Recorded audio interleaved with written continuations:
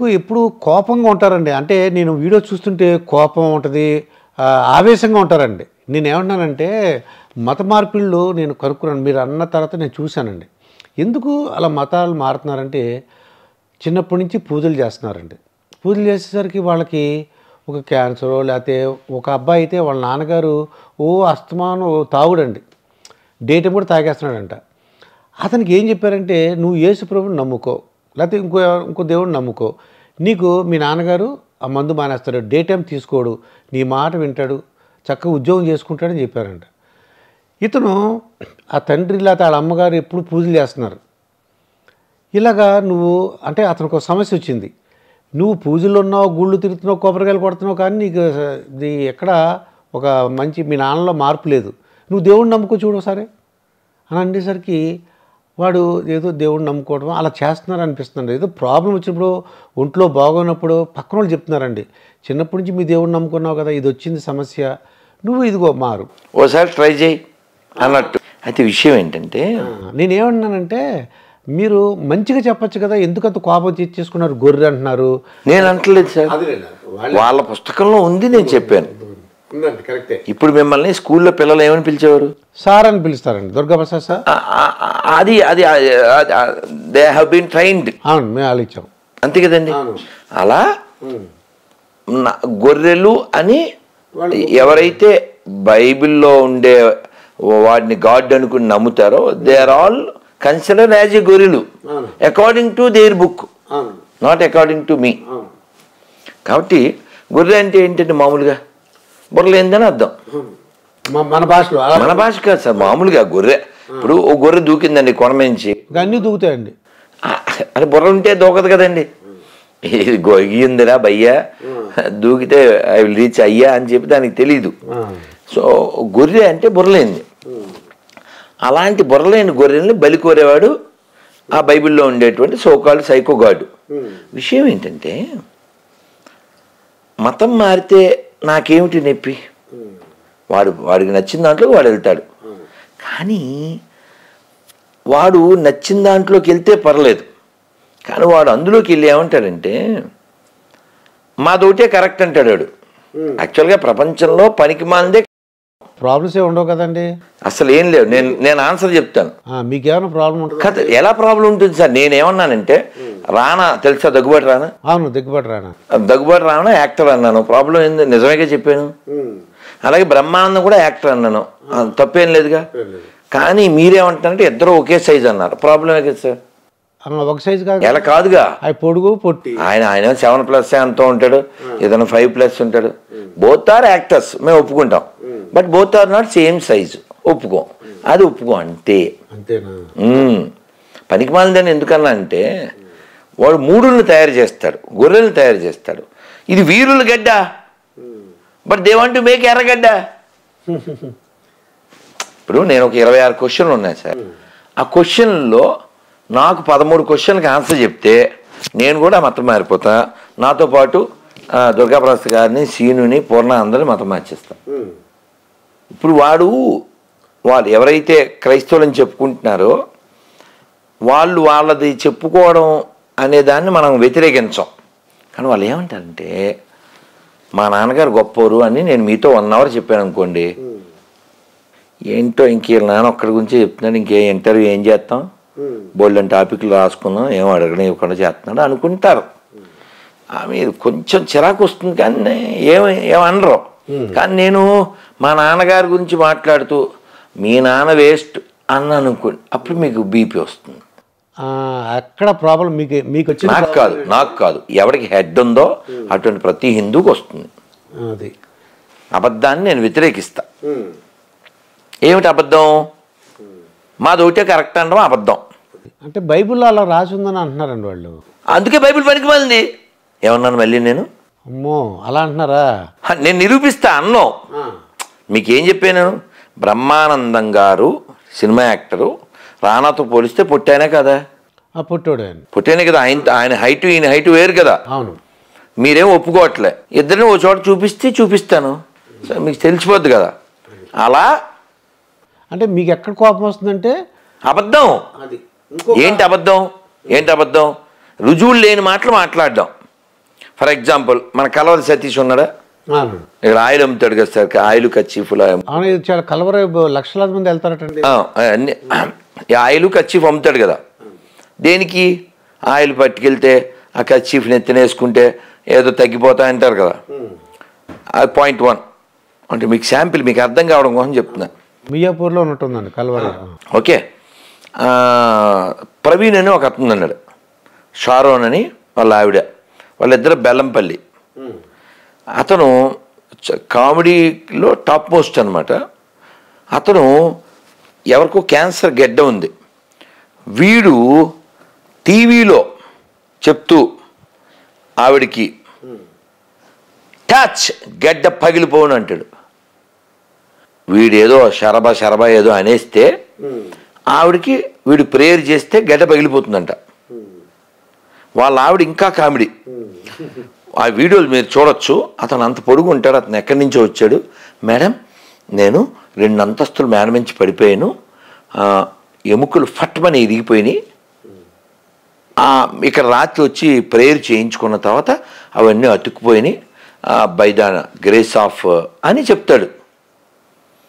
ఇప్పుడు అతను ఎముకలు ఫట్మని ఇరిగిపోయినాయి అని చెప్పినప్పుడు ఆ వీడియోలో ఎవరో దాన్ని దాన్ని ఎడిటింగ్ చేసి అరేహా అని పెట్టారనమాట. అరేహా అనేది దుబాయ్సీనా, దుబాయ్సీన్ చాలా పర్ఫెక్ట్గా పెట్టారు. ఇప్పుడు నా క్వశ్చన్ ఏమిటంటే, వీళ్ళు విరిగిపోయిన ఎముకల్ని ప్రేయర్తో అతికిచ్చేస్తారు కదా, అలాగే ఆయిల్ కచీఫ్ వాడి వీళ్ళు క్యాన్సర్ గడ్డలు అవి బాగు చేసేస్తారు కదా. ఈ 2 కాకి ఇంకా కామెడీ స్టార్ ఒకడు ఉన్నాడు, అతని పేరు శ్యామ్ కిషోర్, పుట్టోడు. అతను ఏలూరులో ఒక ముసలావిడికి వీడియో కాల్ చేశాడు. ఆవిడ పేరు అన్నమ్మ. మీరు ఆ వీడియో చూడాలి. అసలు అతని దెబ్బకి అసలు వెస్ట్ ఈస్ట్ 2 గోదావరి జిల్లాల్లో ఈఎన్టీ హాస్పిటల్ మూసేయాలి. ఎందుకంటే అతను వీడియో కాల్ చేసి ఏంటి ఆవిడ పేరు అన్నమ్మ గారు, ఇక్కడ ఇంకొక అమ్మాయి ఉంది, ఈ బ్లాక్ షర్ట్ వేసుకున్న అమ్మాయి వెళ్ళు అన్నమ్మ గారి వెనకాల నుంచి చెవులు మూసావా, అది ఏదో చదువుతాడు, శరబ అంటాడు. ఇప్పుడు చేతులు తీసేయి, ఇప్పుడు వినపడుతుందా అన్నమ్మ గారు, వినపడుతుంది, యాహూ వినపడిపోతుంది, 40 ఏళ్ళ నుంచి లేదు ఇప్పుడు వినపడిపోతుంది. వీడియో కాల్లో చెవులు లేని వాళ్ళకి చెవులు వచ్చేసినాయి, వీడియో కాల్లో గడ్డలు పగిలిపోయి క్యాన్సర్ బాగిపోయింది, వీళ్ళు ప్రార్థన చేస్తే ఎముకలు అతుక్కుపోయినాయి కదా. మరి ఇన్ని జరిగినప్పుడు ఈ పనికిమాల బైబిల్ చదివేటప్పుడు మీకు కళ్ళజోడు ఎందుకురా? కళ్ళజోడు లేకుండా పనికిమాల బైబిల్ చదవలేవు. ఎంతమంది బాగు చేసావు, ఆ కలవరాయిలు వేసుకోవచ్చుగా 2 సొక్కలు, అంటే కళ్ళు బాగా కనబడతాయని. ఇప్పుడు మీరు ఎంతమందికి చేసేస్తున్నారు కదా, ఎంతమంది బాగు చేస్తున్నారు కదా, మీకు పవర్ ఉంది, మీ దేవుడి పవర్ ఉంది అన్నప్పుడు అన్నయ్యకి కళ్ళజోడు ఉంటుంది, సతీష్ అన్నయ్యకి. మాకు తెనాల్లో జాన్ బాబు కళ్ళజోడు లేకపోతే నడవదు. మా విజయవాడ పాస్ట్ ఎమానియేలు వాళ్ళ తమ్ముడు జాన్ వెస్లీ, వీళ్ళంతా కళ్ళజోడు బ్యాచే. పాపం పోపు తెలుసా? పోపు అంటే పాపుల్లో పెద్ద పాపిని పోపు అంటారు సార్. పోపు అంటారు. పోపు తెలుసుగా? పోపు అంటే పాపుల్లో పెద్ద పాపి, పాపుల్లో తోపు, అతనే పోపు. అతను ఇప్పుడు వీల్ చైర్ సార్, అతను వీల్ చైర్. నేనేమంటే ఈ ప్రవీణ్ నెంబర్ ఆయనకి ఇచ్చి ఉండొచ్చు కదా ఒక వీడియో కాల్లో. ఆడేమన్నాడు, భలే కామెడీ అసలు ప్రవీణ్ది, ఎవరిని నువ్వు నడుస్తావా అండో, నీకు పరిగెట్టాలందా అంటుంటాడు. పరిగెట్టాడు డైరెక్ట్గా. ఆడు 2 అంతస్తుల నుంచి పడిపోయాడు, ఆ సభలో ఇలా పరిగెత్తిచ్చేస్తుంటాడు. దరిద్రం ఏంటంటే సజ్జల రామకృష్ణ అంటే పేరు తెలుసా? తెలుసండి, రాష్ట్ర ఆంధ్రప్రదేశ్ ప్రభుత్వానికి సలహాదారండి. ఓకే, అతను ఇంకా ప్రభుత్వంలో ఉన్న కొన్ని గొర్రెలు ఈ గొర్రె ప్రోగ్రామ్కి అటెండ్ అవుతున్నాయి. కామెడీ కదా సార్ నేను చెప్పేది. వాడో కామెడీ ఫీలో, అదో కామెడీ మతం. మీకు పోనీ కోపర్నికస్ తెలుసా? కోపర్నికస్, అవునండి, ఆయన ఒక సైంటిస్ట్ అండి. ఎవరు చంపేశారు? ఈ బైబిల్ బ్యాచ్కి వెళ్ళే. భూమి ఎలా ఉంటుంది అడగండి, ఫోన్ చేయని ఎవరికైనా గొర్రెకి. భూమి ఎలా ఉంటుంది? భూమి గుండ్రంగా ఉంటుంది అని మీరు చెప్తారు. పురాణాల్లో చెప్పారు భూగోళము అని చెప్పారు, కానీ గొర్రెలకి ఏం చెప్పారు? భూమి బల్లపరుపుగా ఉండను. ఆయన పాపం అలా చెప్పాడని చంపేశారు సార్, కాల్చేసి. మన జేపీ గారు కూడా చెప్పారు, జయప్రకాష్ గారు కూడా. ఆ సైంటిస్టులను ఎవరు చంపేశారు? వీళ్ళు సైన్స్ గురించి మాట్లాడతారు, వీళ్ళు సెన్సే లేని వాళ్ళు సైన్స్ గురించి ఎలా మాట్లాడతారు సార్? అయితే మీ కోపం ఏంటంటే మీ ఆవేశం కానీ మీ కోపం కానీ అబద్ధానికి, మతం మారినందుకు కాదు, మతి లేనందుకు. ఇప్పుడు అబద్ధం సార్. ఇప్పుడు మీరు అంటే నాకేమనిపిస్తుంది, చక్కగా వాళ్ళకి ఎక్స్ప్లెయిన్ చేయొచ్చు కదా. ఎవరికి చేయాలి? వాళ్ళు ఎవరికైనా మతం, ఇప్పుడు మతం మారిపోయిన వాళ్ళు మనకు వెనక వస్తారు రావాలనుకోండి, అలకా బాబు ఇలా జరిగింది ఇలా కాదు కాదు. ఇప్పుడు వింటే మనం చేయొచ్చు సార్. ఇప్పుడు మోజెస్ అనే ఆయన నాకు ఫోన్ చేశాడు. ఫోన్ చేసి మీరు మా గురించి మాట్లాడుతున్నారు అన్నాడు. మీరు ఎవరన్నా? క్రైస్తవం అన్నాడు. క్రైస్తవం గురించి బైబిల్లో ఉందా అన్న. బెబ్బే. క్రైస్తవం అనే పదం బైబిల్లో లేదు, తెలుసా మీకు? తెలియదండి నాకు. తర్వాత కాలంలో వ్యాపారం సార్ ఇది. ఓన్లీ ఇప్పుడు క్రైస్తవం అనేది పొట్ట బట్ట తప్ప ఏముంది సార్, కొబ్బరి మట్ట. ఇప్పుడు ఇప్పుడు ఎవరైనా మతం మారిపోతే అన్నీ బాగుపడిపోతాయి అన్నారు అనుకుందాం. అంటే నేను వాళ్ళు అడిగారు ఎందుకమ్మా ఇలా మారావని అడిగాను. అడిగితే ఇలా క్యాన్సర్ వచ్చింది. క్యాన్సర్ వచ్చింది నిజమే, కానీ ఆన్సర్ వచ్చింది వాళ్ళకేమన్నా? స్పాన్సర్ వచ్చాడు, కొన్ని వస్తువులు ఇచ్చాడు ఎవరికో ఒకరికి. ఓ ఫ్యామిలీ, పూర్ ఫ్యామిలీ, వాడికి ఓ రిక్షా ఇచ్చారు 10,000 పెట్టి. నలుగురు ఫ్యామిలీ మతం మార్చారు. బిస్కెట్ ప్యాకెట్ ఇచ్చి మతం మార్చుతారు. నేను ఇలా మతం మార్చి ఎవరిని తయారు చేస్తున్నారు? దేశద్రోహులను తయారు చేస్తున్నారు. ఏమండి, ఇక్కడ ఉన్న నేను కానీ, మీరు కానీ, పూర్ణ కానీ, సీను కానీ ఎవడైనా మా పూర్వీకులు ఏదవలో అని చెప్తావా? ఎవరు చెప్పండి. ఆడు చెప్తాడు. రాంబాబు అనే ఒక గొర్రె ఎక్కడి నుంచి అంటే తుని దగ్గర. ఏమండి మీరు మతం మారారు, మీ పేరు రాంబాబు, మీ నాన్నగారి పేరు అన్నవరం, మీ పూర్వీకులు మరి మతం మారలేదు కదా, అకార్డింగ్ టు బైబిల్ వాళ్ళంతా ఎక్కడికి వెళ్తారో అన్న. మా వాడిని నమ్మలేదుగా, అందుకని నరకానికి వెళ్ళిపోతాను అన్నాడు. ఎంత దారుణం సార్. ఇప్పుడు నేనే ఉన్నాను, దుర్గాప్రసాద్ వాళ్ళ తాత ముత్తాతలంతా నరకంలో పడిపోతారు అంటే అది రెడిక్యులస్ కదా సార్. అది నేను వాడిని అడిగాను, సరే మీ తాత ముత్తాతలు వదిలేదే, మా తాత ముత్తాతలు వదిలే, నమ్మకుండా సుభాష్ చంద్రబోస్ చచ్చిపోయాడు, భగత్ సింగ్, అల్లూరి సీతారామరాజు, డొక్కా సీతమ్మ, ఇలా వేల లక్షల కోట్ల మంది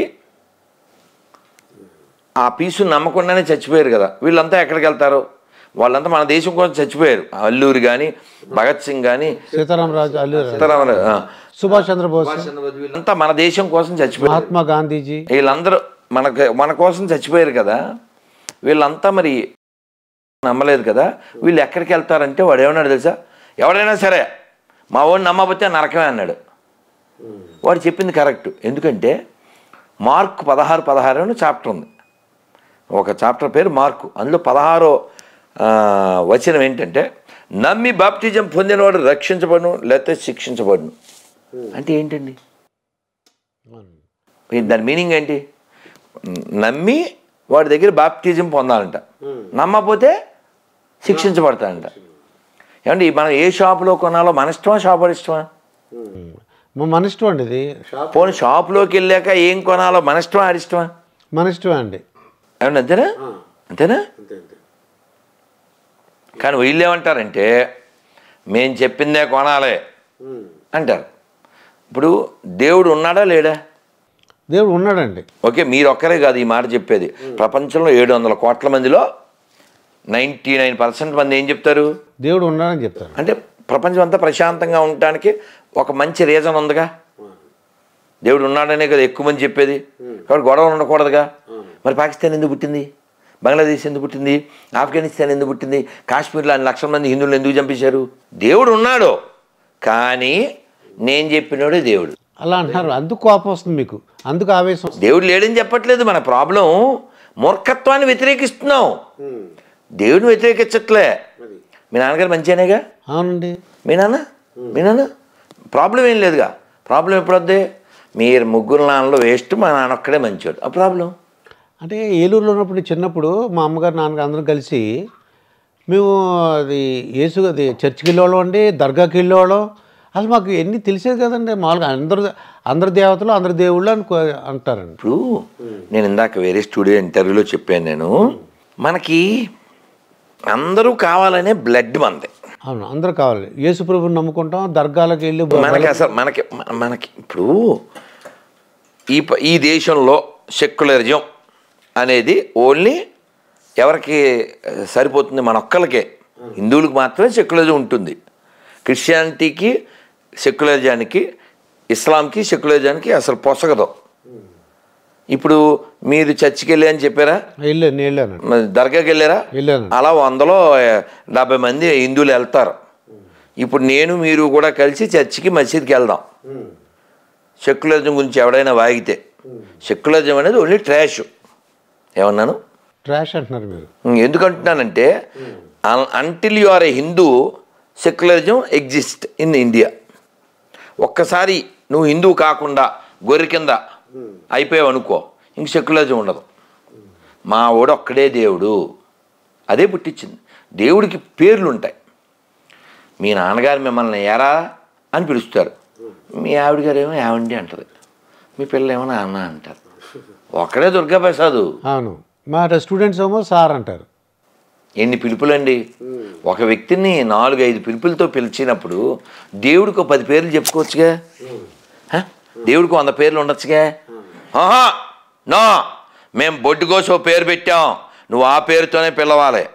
నేను బొడ్డు కోసి పెట్టిన పేరుతో కాకుండా వేరే పేరుతో పిలిస్తే హెడ్ కోసేస్తాం అనే మ్యాడ్గాల్ని నేను వ్యతిరేకిస్తున్నా. దేవుడు లేడని చెప్పట్లే. ఏకం సత్విప్రా బహుదా వదంతి. There is a god but there is so many paths to reach. ఈడు ఆటోనే ఎక్కాలా, ఆటో ఎక్కకపోతే యాక్సిడెంట్లో పోతామా? పనికి మాలిన మతాలు. ఏం రాశాను అక్కడ పైన చదవండి, స్టిక్కర్ పైన, ప్రియ ఎడారి మతస్థులారా. ఓ క్వశ్చన్ చదవండి, అందులో ఏదో క్వశ్చన్ చదవండి, 2, 3, 5, 6, 7. అది మీ దేవుడిని ఎందుకు నమ్మాలి? అది ఫస్ట్ క్వశ్చన్. 5 చదవండి. 5, మీ దేవుడు పుట్టిన చోట ఇప్పటికీ అతనికి విలువ ఉందా? ఏం లేదు, ఊస్తున్నారు. అప్పుడు ఊసారు, ఇప్పుడు వస్తున్నారు. ఆ దేశం తెలుసా, బెత్లెహేంలో ఊస్తున్నారు. శాంపిల్ చెప్తున్నా నేను అనేది. ఎప్పుడైనా ఎక్స్పైర్డ్ అయిపోయిన మెడిసిన్ వాడతావా? వాడమండి. బోల్డ్ డబ్బులు పెట్టుకున్నామని వాడేస్తావు. ఇది అది ఎక్స్పైర్ అయిపోతే ఇంక మనం వాడకూడదు. నువ్వు అప్పుడు నీ పేరు ముందు ఎక్స్పైర్ అయిపోతాను కదండి. నేనేమంటా అంటే, మీరు నెట్లోకి వెళ్ళి కొట్టండి, చర్చ్ ఫర్ సేల్. తెలుసా మీకు? Church for sale. Church for sale. చర్చిలు అమ్మేస్తున్నారు.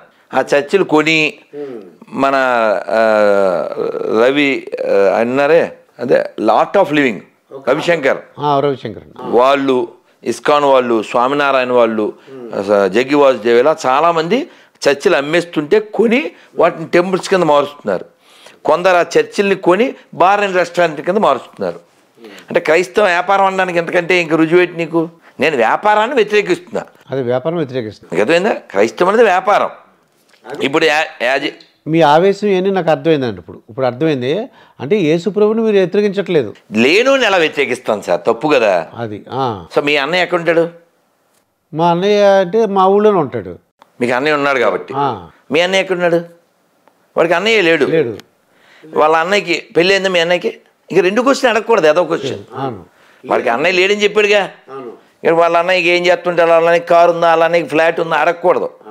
అలాగే లేనుండి మనం ఏంటి వ్యతిరేకిస్తాం సార్? యేసు అనేవాడు ఉన్నాడని నువ్వు నిరూపించు. డిసెంబర్ 25 కిస్మిస్ అది చేస్తారా? అవును, ఆ రోజు డేట్ లేదని ఎక్కడా లేదని చెప్తున్నారు మీరు. ఏప్రిల్ 7 కూడా కిస్మిస్ చేస్తారు, తెలుసా మీకు?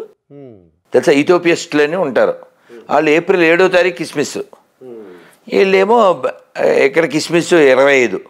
నేనేమంటా అంటే ఆ డేటు వాళ్ళు ఏమన్నా, నేను అడిగాను మా తెలిసిన వాళ్ళని. అంటే వాళ్ళు కొంతమంది బైబిల్ని బట్టి వెనకాల వెళ్ళి క్రీస్తు పూర్వం ఉన్నారు కదా, దాన్ని బట్టి మేము డిసెంబర్ 25 మేము రాయేశారు. కానీ మీరాళ్ళు నారాళ్ళు కాదు. వరప్రసాద్ రెడ్డి అని విపి అంటారు, అతను బలభద్రపురం అని మన మనపేట దగ్గర.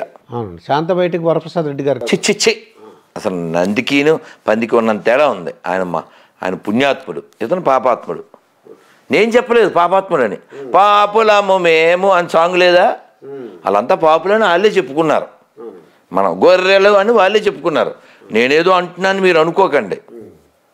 ఇప్పుడు మీరు లిఫ్ట్లో వచ్చేప్పుడు చెప్పారా సార్ దుర్గాప్రసాద్ స్కూల్స్కి నేను ఓనర్ని ప్రిన్సిపల్ని, లేకపోతే నాకెలా తెలుస్తుంది?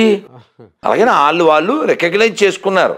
గొర్రెలము మేము పాపులం మేము వాళ్ళు రికగ్నైజ్. మీరేమో దాన్ని తిట్టంటారేంటి? నాకు అర్థం కాదు. నేను ప్రిన్సిపల్ గారు అన్నాను, తిట్టా? సార్ అంటే తిట్టా? అలాగే గొర్రెలు పాపులని తిట్టు కాదు, వాళ్ళను వాళ్ళు అడ్రస్ చేసుకునే పేర్లు అవి. సరే పక్కన పెడదాం.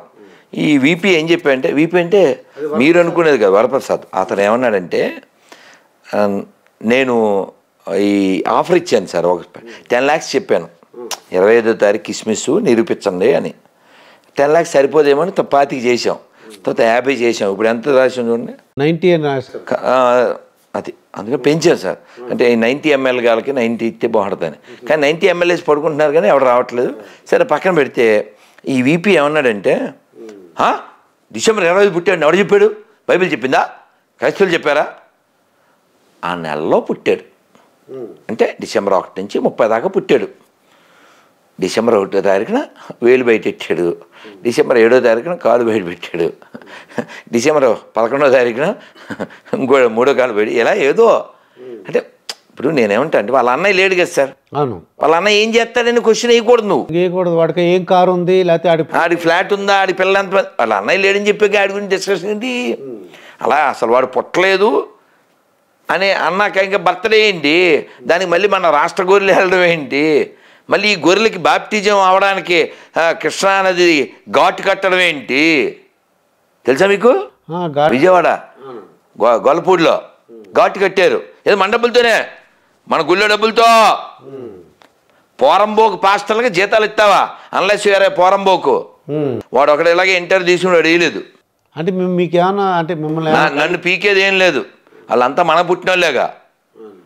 ఏ బ్రిటిష్ వాళ్ళు పుట్టారా? అనిల్ కుమార్ తెలుసా? బావ తెలుసుగా, బావ ఎక్కడే ఉంటాడు. అనిల్ కుమార్ బావ ఎక్కడే ఉంటాడు, షర్మిల హస్బెండ్. ఆయన బ్రాహ్మణ్ అంటే ఆయన వాళ్ళ ఇంటి పేరు మల్లాది. ఆడు చెప్పే సోది మల్లాదోళ్ళు తెలుసుగా, మల్లా చంద్రశేఖర శాస్త్రి గారు గొప్ప ఆయన. అలాంటి ఆయనకి ఆ ఇంటి పేరు కలిగినాడు. 2 ఆడపిల్లల తండ్రి. వాళ్ళ నాన్న చచ్చిపోతే ఆడు వెళ్ళలేదు, ఎందుకంటే ఈ పనికిమాలిన బైబిల్ ఇందాక చెప్పాను కదా పనికిమాలిన బైబిల్ అని, అందుకు మీకు రుజువు చెప్తున్నా. ఇలా చాలామంది తల్లులు చాలామంది తండ్రులు చచ్చిపోతే ఈ పనికిమాలిన చదవడం వలన, దీన్ని ఫాలో అవ్వడం వలన వాళ్ళ అమ్మని నాన్నని వాళ్ళు అంత్యక్రియలు కూడా చేయలేదు. ఒక మనిషికి తల్లి కంటే తండ్రి కంటే గొప్ప వాళ్ళు ఎవరు ఉంటారు సార్? అలా తల్లిదండ్రులకు కూడా క్షోభ పెట్టేలాగా చివరి చూపులు కూడా లేకుండా చేసే పనికిమాలిన బైబిల్ మన దేశానికి ఎందుకు, ప్రపంచానికే దరిద్రం. ఎవడన్నా సరే క్యూబ్ టీవీ దమ్మున్నాడు వీడియో కింద కామెంట్ పెట్టండి, మీ నెంబర్ ఇవ్వండి, నేను మతం మారిపోతా. ఇలా చెప్పినారు.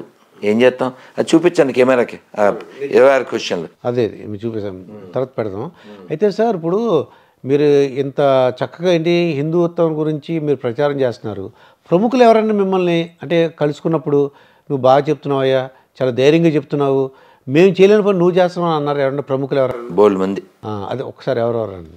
మొన్న మీరు ఆ వీడియో చూడొచ్చు, కాశీలో సామవేదం వారు, చాగంటి గారు, పుష్పగిరి పీఠాధిపతి గారు, వద్దిపత్తి వారు, అలా ఇంకెవరన్నా పెద్దవాళ్ళు, ఇంకెవరన్నా సినిమా యాక్టర్లు కానీ రాజకీయ నాయకులు? అంటే నేను ఎవరిని కలవనుగా, నేను ఎవరిని కలవను, నన్నే కలవాలి ఎవరన్నా. నేను ఎక్కడికి వెళ్ళను సార్, అది అకేషన్ వస్తే ఎక్కడికైనా వెళ్తే ఆ సభలో ఎవరైనా ఉంటే కలుస్తారు, ఏముంది. మనం ఎక్కడికో నందిగామ వెళ్ళాను, ఆయన ఎవరో నాకు తెలియదు ఎమ్మెల్యే అంట, వచ్చారు మొక్కారు, నేను రామాయణం బుక్ ఇచ్చాను, చదివి నాకు చెప్పండి సార్ అని చెప్పాను. ఇంకా చాగంటి వారికి గరికపాటికి ఏంటి తేడా ఏంటంటారు మీకు తెలిసినంత వరకు? ఆయనలో